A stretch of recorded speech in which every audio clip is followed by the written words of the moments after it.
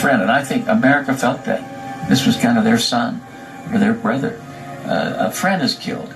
Then secondly, a president, the head of our government, he's cut off. He's dead. It's over with. And then thirdly, an administration, the new frontier, is gone, because that's a very personal thing.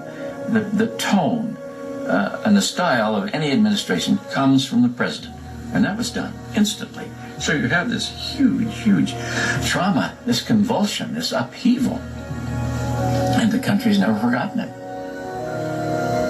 November 22nd, 1963 would become a historical milestone in the American conscience.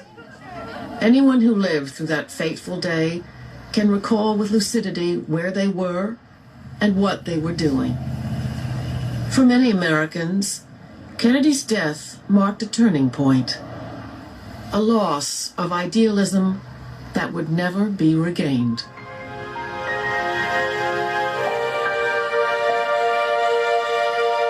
Rising to power in front of the camera and dying in front of the camera made John F. Kennedy immortal.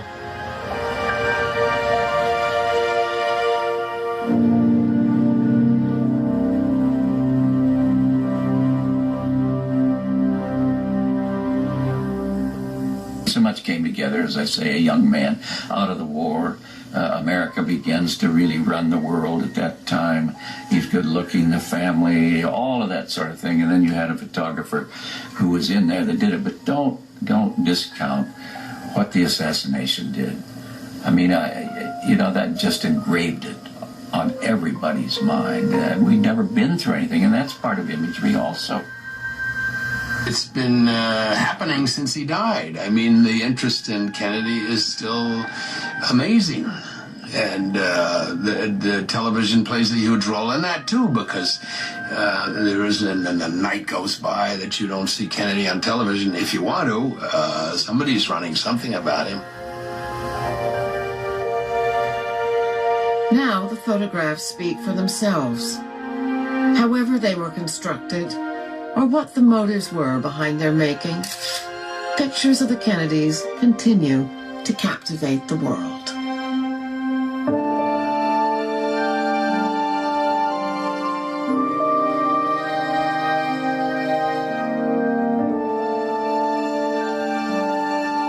I suppose Jacques Lowe's pictures, he was the inside photographer for all those years. I suppose he did 70 or 80% of the famous images of Kennedy that were so much a part of the campaign. And that's lived, that's stayed, and it's reproduced all the time. You know, every few months there's another book on the Kennedys. It's just inexhaustible. When he died, most of his appeal was promise. He hadn't delivered all that much in terms of changing the country, except in that sense of excitement and hope. But, that's all on the come, all to be, and he never got there. Kennedy will continue to have this exceptional hold on the public because he's associated with young promise.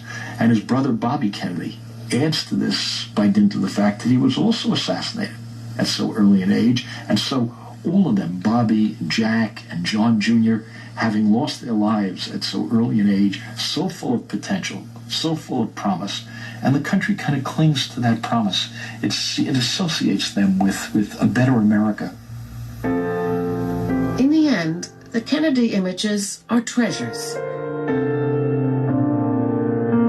Snapshots and snippets of film make us eyewitnesses to a time when the world seemed more innocent, and the White House was likened to the legend of Camelot. People nowadays especially describe the Kennedy family as, you in a sanctum, you can't kind of get in there and get a sense of them, and they're this tight little clan that's completely out of reach. And when you see these photographs, you feel that you're there, and you have a sense of being in the room with them. Kennedy continues to have this exceptional hold on the public. There was a poll asking people who is the greatest president of American history, and Abraham Lincoln came in number 1. John Kennedy was ranked number 2. And on the face of it, it seems almost absurd. After all, he was there for only 1,000 days, and so the question remains, why this phenomenal approval on the public's part? I think the answer has a lot to do with television, with the fact that he is captured on television tape, so young, so vital, so charismatic, witty, charming, intelligent.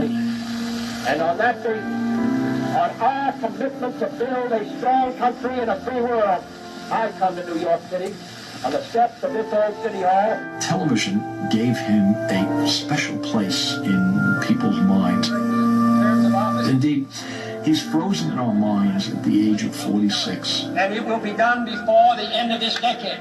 And I am delighted that this university is playing a part in putting a man on the moon as part of a great national effort of the United States of America.